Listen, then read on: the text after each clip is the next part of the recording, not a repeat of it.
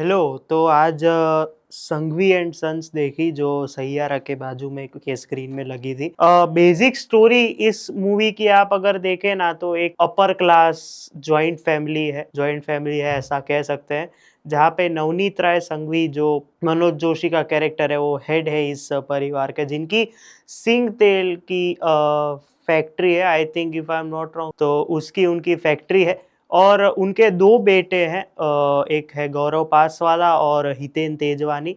उनकी वाइफ है कोमल ठाकर और गौरव पासवाला की गर्लफ्रेंड भी है, लेकिन उनको उन्होंने घर में बताया नहीं होता कि उनकी कोई गर्लफ्रेंड भी है। ये एक बेसिक स्टोरी तो अभी मैं बताता हूँ, लेकिन उसके बाद उनकी गर्लफ्रेंड का पता चलता है मनोज जोशी को, जहाँ पे वो उनके बारे में थोड़ा और जानना चाहते हैं और वो इंडिया आती है। उसके बाद क्या होता है फिल्म जब आप देखेंगे तब आपको पता चलेगा। तो ओवरऑल अगर आप देखें ना तो मल्टी स्टारर मूवी है। लास्ट मल्टी स्टारर मूवी में थोड़ा पर्सनल हो गया था, वो अलग बात है। खैर, मल्टी स्टारर मूवी है जहां पे आप अगर देखें ना तो मल्टी स्टारर मूवीज बेसिकली क्या होती है कि आपको सब कैरेक्टर्स के रिलेटेड कुछ एक ऐसी चीज लिखनी है कि जो वो स्टोरी से कनेक्टेड हो, या फिर कोई ऐसा एक सीन देना है कि जहाँ पे पता चले कि नहीं ये भी एक फिल्म का हिस्सा है, जहाँ पे कुछ कैरेक्टर सिर्फ पीछे खड़े रहते हैं या फिर वैसे रहते हैं मल्टी स्टारर मूवीज में। बेसिकली मेरा यही मानना है कि उनको जस्टिस मिलना जरूरी है हर मूवी में। तो उस हिसाब से अगर हम देखें ना तो मल्टी स्टारर मूवी है ये, जहाँ पे इतने सारे एक्टर्स है, नक्शराज है, गौरव पासवाला है, फिर कोमल ठाकर है, हितेन तेजवानी है, मनोज जोशी है, बंसी राजपूत है और बहुत सारे एक्टर्स है, मेरे को नाम याद नहीं आ रहा, बहुत से, प्रेम गढ़वी है, निसर्ग त्रिवेदी है, मौलिक चौहान है, प्रियंका पटेल है, बहुत सारे एक्टर्स है इसमें। तो इन सबको मैनेज किस तरह से किया है, ऊपर से फिल्म कैसी है उसकी हम आगे बात करेंगे। तो फिल्म अच्छी है। मैंने जानबूझ के पॉज लिया क्योंकि कहते हैं ना कि पॉजिटिव बोलना है लेकिन उतना भी नहीं बोलना कि फिल्म उतनी ज्यादा अच्छी लग गई हो। लेकिन वो कहते हैं ना कि आप फैमिली ड्रामा मूवीज जिस तरह से एक्सपेक्ट करते हो उससे थोड़ी अलग जाने की ट्राई करती है, जहां पे ये लोग सेकेंड हाफ में ज्यादा सक्सेसफुल होते हैं फर्स्ट हाफ से कंपेरेटिवली। और 2 घंटा 56 मिनट की रन टाइम है इसका। और उसमें आप सोचते हो कि कैसे होगा कि इतना बड़ा रन टाइम के साथ, क्योंकि पेस बहुत इंपॉर्टेंट है। एनिमल बेस्ट एग्जांपल है, जवान 2 घंटे 50 मिनट बेस्ट एग्जाम्पल, गुजराती में ही बोलता हूँ, Trisha on the rocks best example है, 2 घंटे 50 मिनट की, सबको याद है। तो उस हिसाब से थोड़ा डर भी रहता है कि कैसे मैनेज होगा इतना बड़ा रन टाइम। लेकिन सीन्स एक के बाद एक इतना जल्दी पेसफुली जाते हैं कि इंटरवल आ जाता है कि चलो हाँ यहाँ पे ये परफेक्ट टाइम है इंटरवल लाने का। और नेगेटिव पॉइंट्स की थोड़ी हम बात कर लेते हैं, जहाँ पे फिल्म प्रिडिक्टेबल बहुत है कि आप सोचते हो कि चलो इधर इंटरवल है, इधर इंटरवल है, अभी ये होगा ये होगा। इवन जो एक मेजर ट्विस्ट आता है वो आपको पता चल जाता है कहीं ना कहीं, क्योंकि कुछ डायलॉग्स में ऐसा दिखाया जाता है कि हाँ अभी यही होने वाला है। सेम ट्विस्ट फॉर गौरव पासवाला के कैरेक्टर के रिलेटेड कि हाँ इसके साथ अभी ये हुआ है तो ये अभी यही करेगा। तो प्रिडिक्टेबल है, लेकिन वो जो कहता है ना एक फन फैमिली ड्रामा मूवी है, फैमिली वैल्यूज, रोमांस, थोड़ी अच्छी खासी कॉमेडी भी है, जिसकी वजह से ओवरऑल फिल्म आपको बोर नहीं करती है कहीं पे भी। जहां पे मैं कहूँ कि फर्स्ट और सेकेंड हाफ में कुछ सीन्स मेरे को स्ट्रेची लगे सिर्फ, लेकिन कोई बात नहीं। और लूप होल्स मैं कुछ बताना चाहूंगा। एक लूप होल तो ये है कि आपके बेटे की शादी है, चलो शादी है मैं ऐसा कहता हूँ, इतना बड़ा परिवार और इतने बड़े मालिक हो आप किसी कंपनी के, चलो प्राइवेट शादी है, फैमिली फ्रेंड्स या फिर कोई सारे दूसरे दोस्त तो होंगे ना जिनको आप बुलाएंगे, सिर्फ फैमिली वाले ही रहते हैं और न्यूज में भी नहीं आ रहा कहीं पे भी कि इनकी शादी हो गई। ये सोचने वाली बात है। अच्छा, कोई, मैं ज्यादा स्पॉइलर नहीं दूंगा, कोई आपका एक बहुत ही करीबी जो है वो मर गया कहीं पे, नॉट इवन अंतिम संस्कार पे, ना ही कोई क्या बोलते हैं किसी और प्रेयर मीटिंग में कोई नहीं आ रहा बाहर का आपसे मिलने। सोचने वाली बात है ना। तो ये थोड़े बेसिक बेसिक चीज है। अच्छा, दो बेटे हैं प्रेम गढ़वी के, एक सौराष्ट्र में बोल रहा है, एक प्रॉपर गुजराती में बोलने की ट्राई कर रहा है, जहाँ पे ना उनकी वाइफ सौराष्ट्र की है ना वो सौराष्ट्र के है, तो पॉसिबल कैसे? तो ऐसे ऐसे बेसिक चीजें हैं जो आप सोचते हो कि चलो यार जाने दो, क्योंकि आप एंजॉय भी करते हो फिल्म के, हाँ चलो अपने पेस पे चल रही है, लेकिन वो टाइम पास और एंटरटेनमेंट आपको मिल रहा है, जो बेसिक चीज होती है आप कोई भी मूवी देखते हो तब। और इस फिल्म में जिस तरह से इन्होंने अहमदाबाद या फिर इनका जो पूरा बंगलो दिखाया वो तो ठीक है, लेकिन जिस तरह से वृंदावन को दिखाया है, वृंदावन प्लस माधवपुर, जहाँ पे वो आप कहते हैं ना कि आपको जो चीज आप देख रहे हो उसमें तो आपको मजा आ रहा है, लेकिन सिनेमेटोग्राफी जो चीज है या फिर जिस तरह से एडिटिंग हुई है, दोनों ने इतना बढ़िया हेल्प किया है फिल्म के पेस को।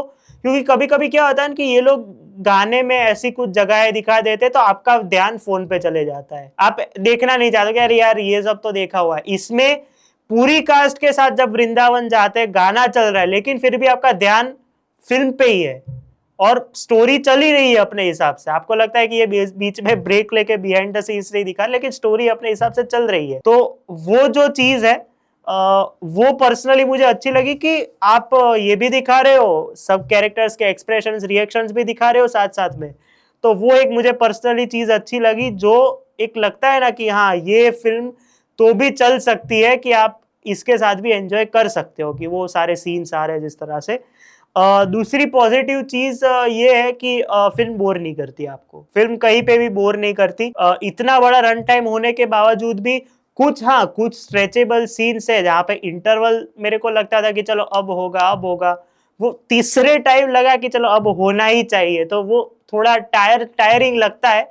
सेकेंड हाफ में भी जब गाने खत्म होते हैं, फिर जिस तरह से मेजर माइनर लीप्स लिए गए हैं सालों के बाद, और जिस तरह से एक एब्रप्ट एंड दिया गया है कि यार बस हो गया, तो उस हिसाब से मेरे को लगा कि हाँ ये थोड़े चीज है जो आप बात कर सकते हैं। बाकी मेजर पॉजिटिव पॉइंट मैं आपको बताऊं, यहाँ पे पहले स्टार्टिंग में ना सारेगामा को एक स्पेशल थैंक्स दिया था, तो आप कहीं ना कहीं एक्सपेक्ट करते हो कि या तो पुराना गाना ऐड होगा गुजराती का, और हिंदी का रेयरली एक्सपेक्ट करते हो, क्योंकि जहाँ पे अभी के टाइम पे मणिराज बारोत के गाने रीमेक होके वापस आ रहे हैं, तो आप एक्सपेक्ट करते हो कोई पुराना गाना इसमें वापस डाला गया होगा।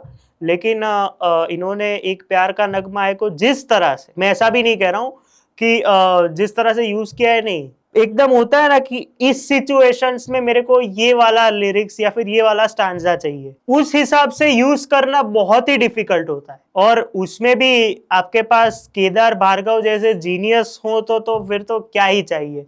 उनके गाने हो या फिर एज अ म्यूजिक डायरेक्टर उनका भी कुछ एक विजन होगा कि चलो हम इस पूरे लिरिकल वाली लाइन को इधर रखते हैं, इस लाइन को इधर रखते हैं। स्पेशली सेकेंड हाफ में वो जो पूरा एक माहौल बनता है हॉस्पिटल वाले सीन का, आपको पता है कि अभी क्या होने वाला है, फिर भी आप उस पूरे सीन में इतना रह जाते हो कि आपको पता लगता है। उसमें भी मनोज जोशी की एक्टिंग की रेंज की मैं बात करूंगा, उनको कुछ कहते हैं ना कि उनको दिखाना नहीं है जब तक गौरव पास वाला नहीं आते, और फिर जब गौरव पास वाला आते हैं और जिस तरह से दिखाते हैं उनको, उधर मेरे को लगा कि यार परफेक्ट कास्टिंग है सबकी। मेरे को पहले लगा ही था, लेकिन एक एक इमोशन जिस तरह से पकड़ा है उस पर्टिकुलर सीन में, वो पूरी 20 मिनट कह सकते हैं कि फिल्म को एक अलग ही सब्जेक्ट पे तो नहीं, लेकिन एक अलग ही लेवल पे ले जाती है, जो मुझे पर्सनली अच्छा लगा।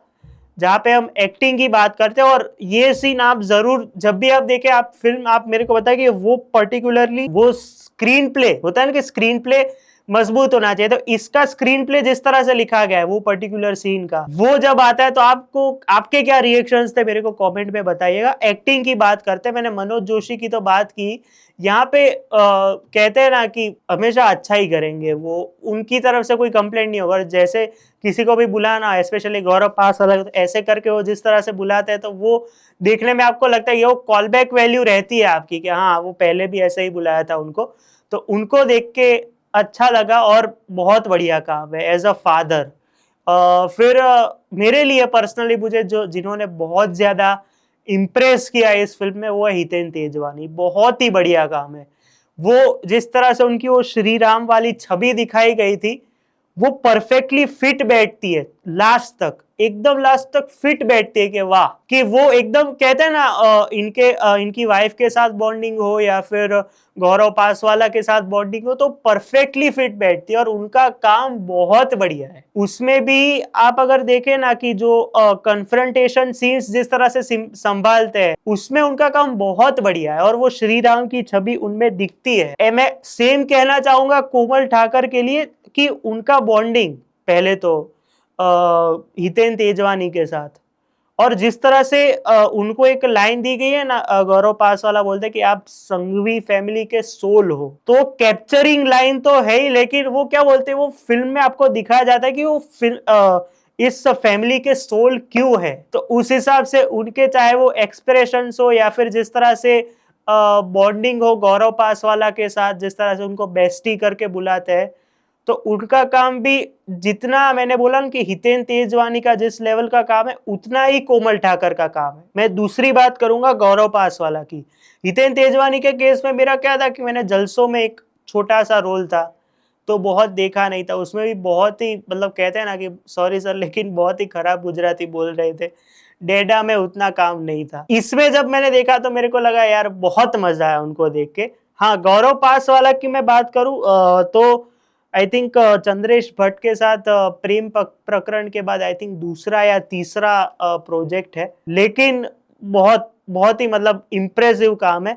स्पेशली जिस तरह से वो एक रहता है ना कि ये रिवर्स केथरी जी जब जा रहा होता है फिल्म में, उसके बाद जिस तरह से उनका कैरेक्टर डेवलप होता है, क्योंकि लास्ट में आप अगर देखें तो फिल्म सेंटर में उनको लेके ही चलती है, तो उनका जिस तरह से कैरेक्टर डेवलप होते जाता है तो वो देखने में मुझे पर्सनली मजा आया। और लास्ट तक भले ही एब्रप्ट एंडिंग हो या फिर जो हो, लेकिन लास्ट तक भाई ने बहुत ही बढ़िया काम किया है जो दिखता है स्क्रीन पे, स्पेशली सेकेंड हाफ वो सीन में मैंने जो बोला वो।